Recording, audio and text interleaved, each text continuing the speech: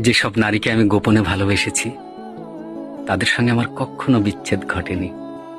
পক্ষান্তরে আমার প্রকাশিত প্রেমসমূহ পূর্ণ হয়েছে বেদনায়, বিচ্ছেদে। তাই মনে করি প্রকাশিত প্রেমের তুলনায় অপ্রকাশিত প্রেমই ভালো। যাকে ভালোবাসতে ইচ্ছে করবে তাকে আমি গোপনে ভালোবাসবো।